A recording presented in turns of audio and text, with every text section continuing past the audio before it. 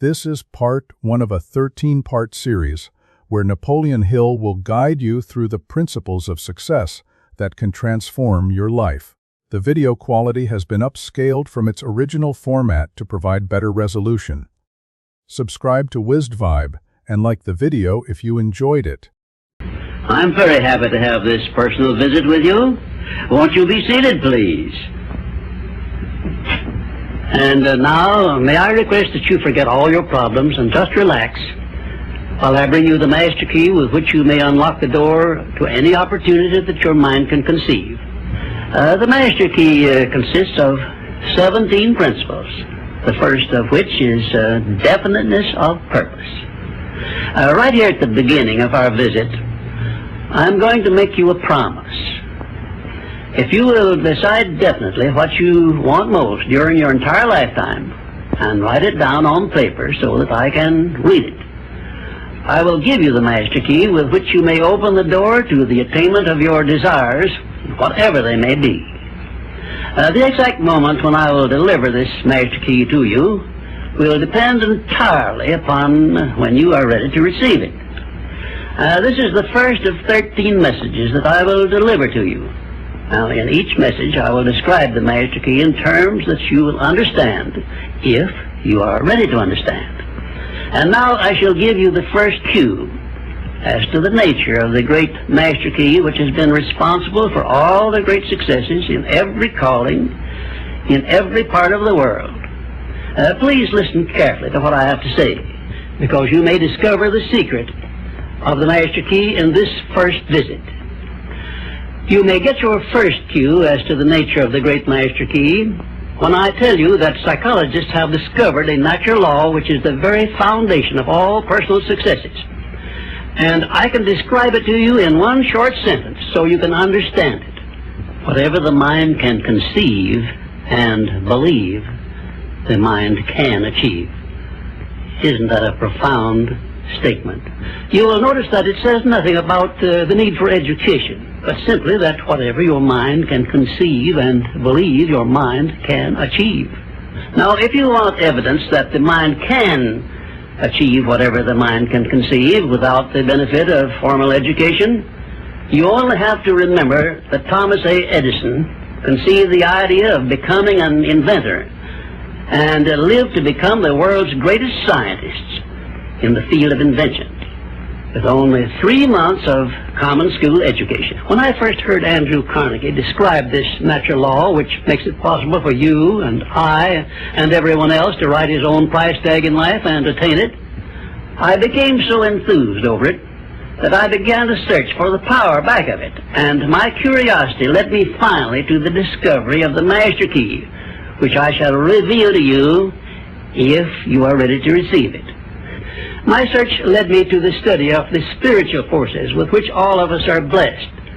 And it was in this field that I came upon a clue which has enabled me to help millions of people to find their earthly destinies.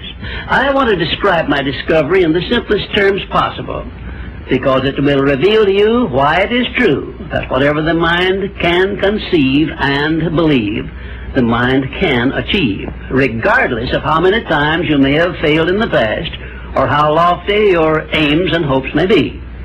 I caught my first fleeting glimpse of the profound law which provides the means by which we may choose our own purpose in life and attain it while I was being coached by Andrew Carnegie during the organization of the Science of Success philosophy. I had just finished telling Mr. Carnegie that I feared he had chosen the wrong person to give the world the first practical philosophy of personal success because of my youth, my lack of education, and my lack of finances. Well, at this point, Mr. Carnegie delivered a lecture that I shall never forget because it changed my entire life and paved the way for my helping to change the lives of millions of people, some of them not yet born. Let me call your attention to a great power which is under your control, said Mr. Carnegie, a power which is greater than poverty, greater than the lack of education, greater than all of your fears and superstitions combined. It is the power to take possession of your own mind and direct it to whatever ends you may desire.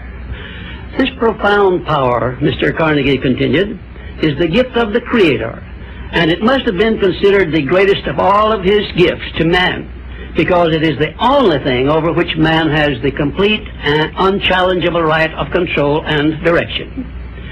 When you speak of your poverty and lack of education, Mr. Carnegie explained, you are simply directing your mind power to attract these undesirable circumstances, because it is true that whatever your mind feeds upon, your mind attracts to you.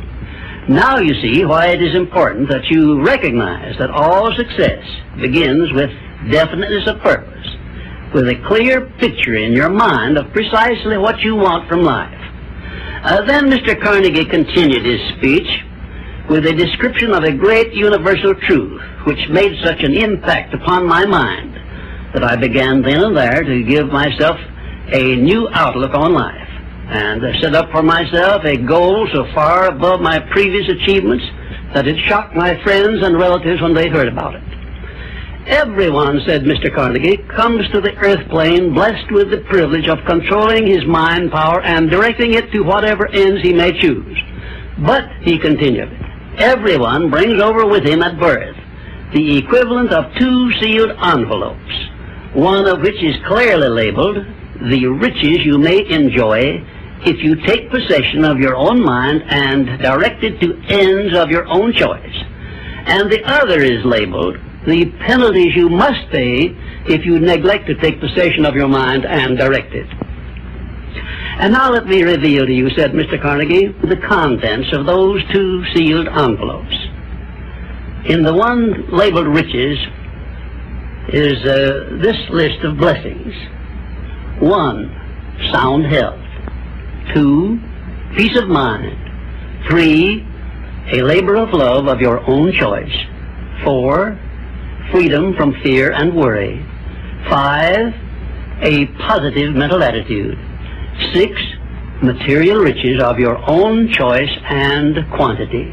In the sealed envelope labeled penalties, Mr. Carnegie continued, is this list of the prices one must pay for neglecting to take possession of his own mind. 1, ill health. 2, fear and worry. 3, indecision and doubt. 4, frustration and discouragement throughout life. 5, poverty and want. 6, and a whole flock of evils consisting of envy, greed, jealousy, anger, hatred, and superstition. Now, my mission in life is to help you and everyone who needs my help to open up and use the contents of the sealed envelope labeled riches. And the starting point from which you must take off if you wish to write your own ticket from here on out for the remainder of your life, I will describe for you in these simple instructions. 1, procure a neat pocket-sized notebook, or something on the order of this one here, loose leaf affair.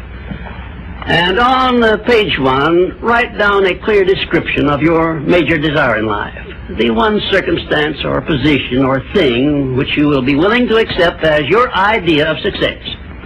And remember before you begin writing that your only limitations are those which you set up in your own mind or permit others to set up for you.